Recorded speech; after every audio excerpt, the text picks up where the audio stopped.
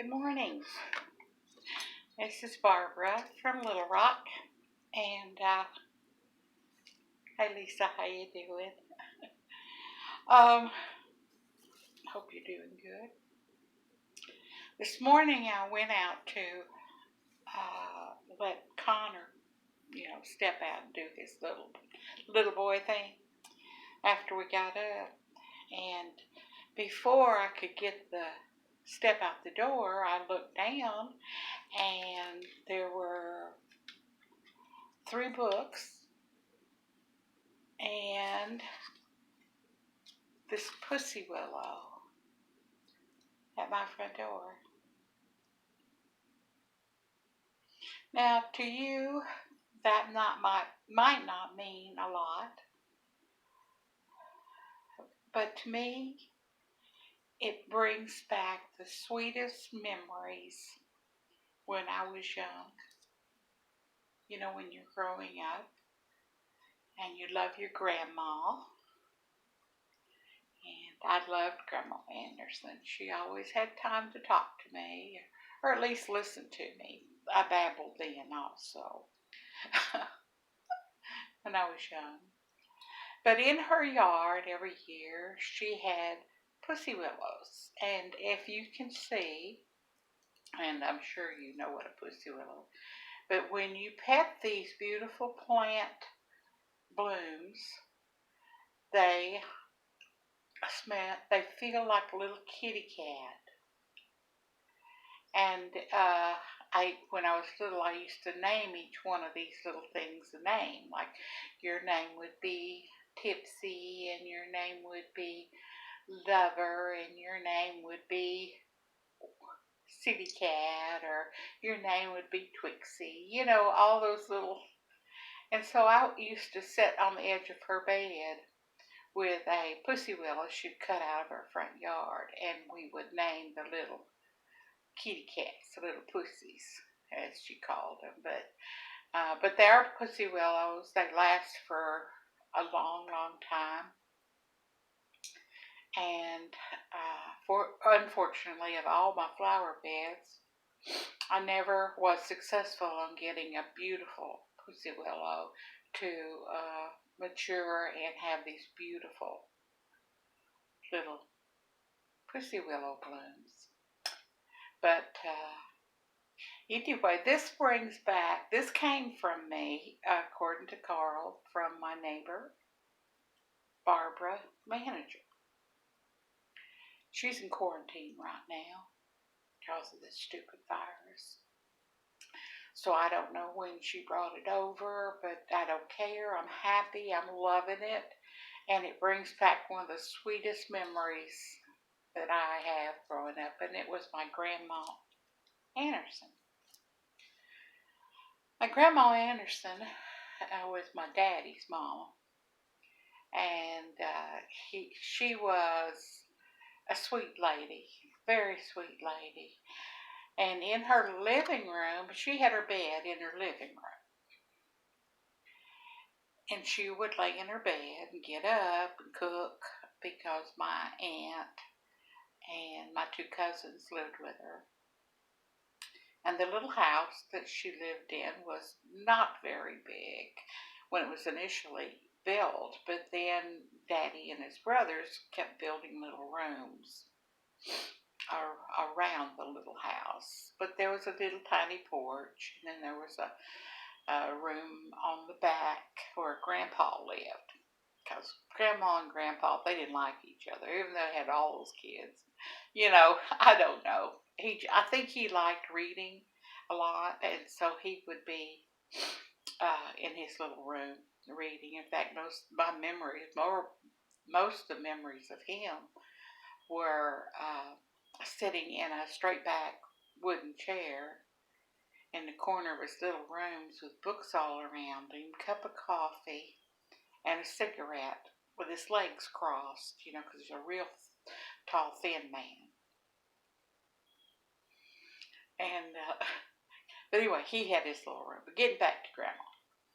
Grandma, no matter what I did or what I said, she seemed to think I was okay with that. I mean, I was okay. She never thought I was being silly or loud or she just always listened to me. It's like she had great patience. The only thing I can remember that she dearly loved, and what I dearly loved to share with her, were vanilla wafers. I don't remember her ever really cooking, but I know she did, but I don't remember. But milk and vanilla cookies. You know, the kind of vanilla cookies you make banana pudding out of? Yeah. And so I'd visit her, and we would just sit, even, you know what, even when I was junior in high school, I'd walk across the street and have lunch with her at her house and fix a peanut butter jelly sandwich or uh, tuna fish or chicken salad or something, And I'd bring her a sandwich, and I'd have me a sandwich, and we would sit on her bed and watch one of the soap operas at noon. Guiding Light or something, and we'd sit there and I'd talk about school. Of course, I was a year away from graduation, but I just talked about what was going on, and she just sit there and listen.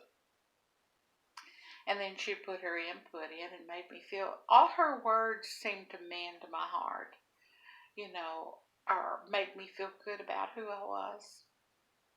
And I loved that about my Grandma Anderson.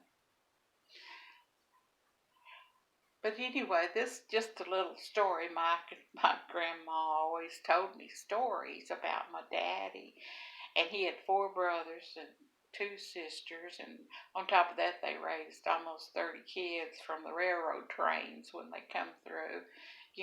Help them get back, little kids get on their feet and have a little place until other places were found for them. And so she had an open heart, open house, just like my mama did. Of course, that was the way of the times, I do believe. But I have a picture of my Grandma Anderson with my firstborn, Crystal, which I cherish. And I think, if I'm not mistaken, it's only one of 2 pictures I even have of her. And that's sad because she was really a bigger part of my life than pictures represent that I have. But she told me a story about, okay, imagine this, 5 little boys, all one right after the other, my daddy being the oldest and them being about 8 years old. My dad was 8, and it went all the way down, I guess, to MH, who was, I don't know, 1.5. Running through the woods, okay? Just running through the woods. Because they were just like little wild Indians, back then. And really, things aren't like we see Arkansas today, even though parts of Arkansas, I'm sure, represent that time in the 1913s and 15s. And so this would be about 1920 that my dad and his brother would be running around. Well, they loved to play tricks on their daddy. So their daddy, my grandfather, always went to the courthouse and sat in the courthouse and watched everything go by. I'd go downtown, of course, to the courthouse.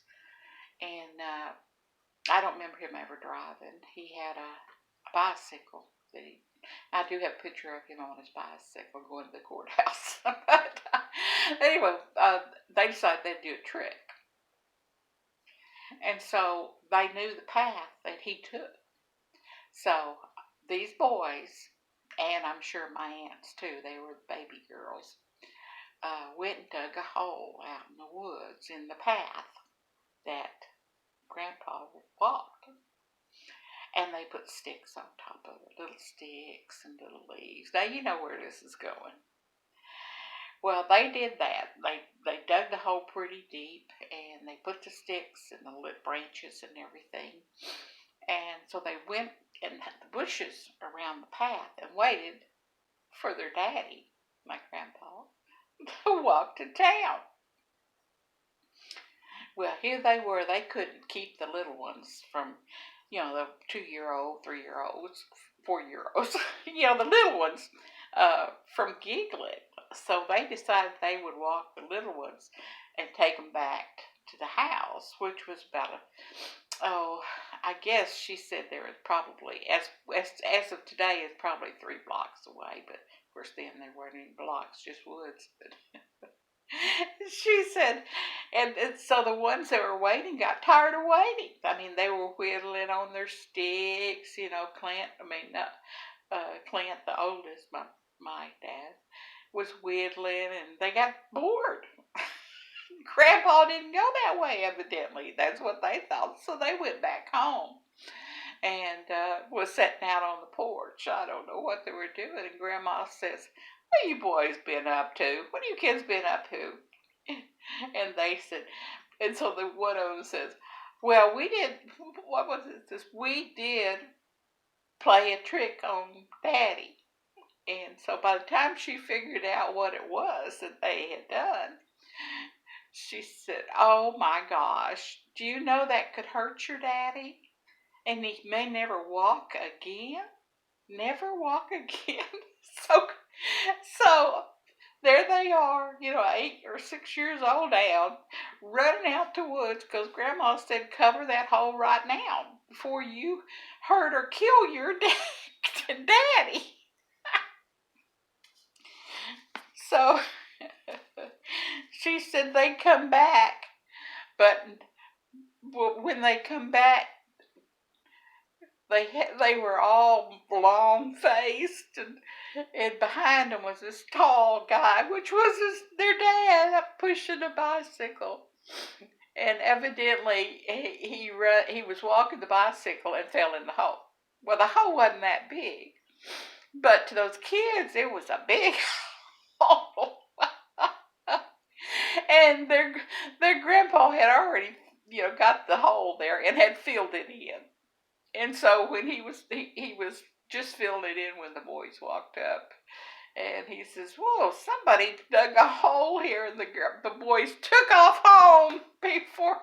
So by the time they got home, their dad was right behind them. But that's a story. She told me one more, and I'll share that. And I'm sure that's enough stories for today. But she said, "Boys," she said, "they're about 15 years old by then, the oldest," and asked the boys, says, "Clint, can you and the boys go down there? I want a fence between the road and through the woods to where the little house was."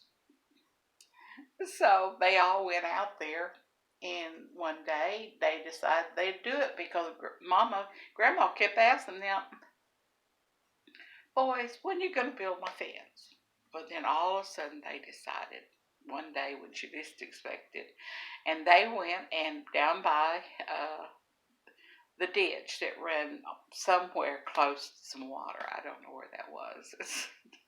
And they chopped down these trees, and they got all these sticks that were just the right size for a fence, And then they just started hammering them in the ground with rocks or whatever they found, all the way through the woods too. And there was these little sticks. Well, they didn't build a fence. No, they didn't think that, because they were just putting these sticks in the ground, and they were going to put rope through it, but they couldn't find enough rope, so they had it just on the entranceway.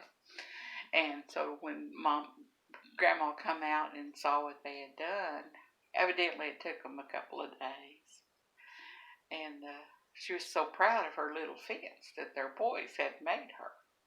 So she was sitting on the porch there, and every day she'd sit on her porch and look at her fence. Well, the next spring, our fence started blooming. Started producing green vegetation, little leaves and stuff. And then as it got into spring, pretty soon, the path looked like a willow path. because every willow that they had stuck in the ground, I guess, rooted or something. And she says that as her boys grew, when they went to war, World War II, they all went and all came back too. That's amazing. And she said that she could always sit on her front porch and look at her blooming, beautiful willow fence. And she said that that willow fence, when the boys came back from war, first thing they wanted to get married. And so each one of them, as they come through that path and yelling for mama, yelling for her, she said she didn't want to cry, but she just had to cry as they ran through that willow fence. I think that's the most beautiful story. And she told me that, I think, oh gosh, must have been when I was about 12. She told me that story. She told me many, many stories, but that one's the one I remember, especially today with these beautiful pussy willows. Thank you, Barbara next door, for my pussy willows and for a memory that I hadn't enjoyed for a long, long time. And I hope y'all enjoyed it, weren't bored, but it is a true story as I remember. And I'm happy that I could share it with you. Now remember, let me show you. You can see, this is a pussy willow. Can you see it? And it is so soft, like little pussy cats. And that's what my grandma and I would do, is name these little pussies, little cat names. Oh well, remember, God has you in His hands, and protect Mother Earth and help, because without Mother Earth, Pussy Willow wouldn't be here. Pussy Willow Blue. Have a good day, everybody. I love you. Bye.